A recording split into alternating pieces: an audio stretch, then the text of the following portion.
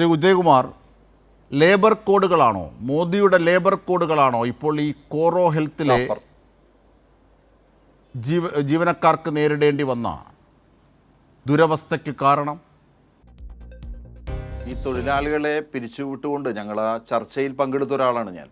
അതെ, ആ തൊഴിലാളികളെ വിട്ടുകൊണ്ടുള്ള പ്രശ്നം നടക്കുമ്പോൾ അവിടെ ചെന്നപ്പോൾ അവരുടെ മാനേജ്മെൻറ്റിൻ്റെ ഭാഗത്തുനിന്ന് ആദ്യം ഉണ്ടായത് ഞങ്ങൾക്ക് ലേബർ കോഡിൻ്റെ നിയമപരമായ പരിരക്ഷ ഉണ്ട് എന്ന അഭിപ്രായമാണ്.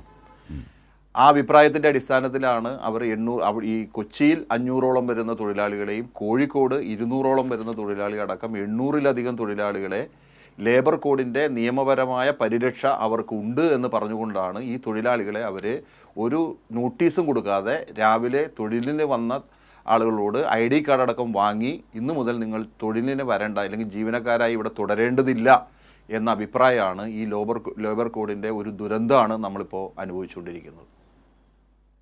തീർച്ചയായും. ഇനി ഈ ലേബർ കോഡുകൾക്ക് മേൽ ചട്ടങ്ങളായിട്ടില്ലല്ലോ.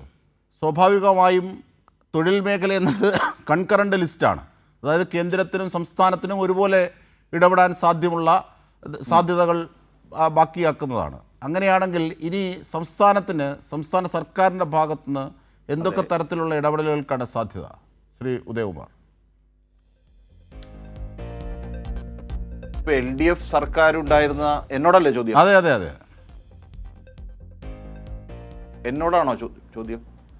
ഇപ്പോൾ LDF സർക്കാരുണ്ടായിരുന്ന ഘട്ടത്തിൽ ഈ കേന്ദ്ര ലേബർ കോഡുകൾ വന്ന സാഹചര്യത്തിൽ അത് തൊഴിലാളികളെ എങ്ങനെയാണ് ബാധിക്കുന്നതിനെ സംബന്ധിച്ച് വളരെ കൃത്യമായി പഠിക്കാനായിട്ടാണ് മുൻ വിരമിച്ച സുപ്രീം കോടതി ജഡ്ജിയായിട്ടുള്ള ഗോപാൽ ഗൗഡ കമ്മീഷനെ 2025 വെച്ച് അതിൻ്റെ 2022 റിപ്പോർട്ട് മാർച്ച് മാസം അത് വന്നിട്ടുണ്ട്.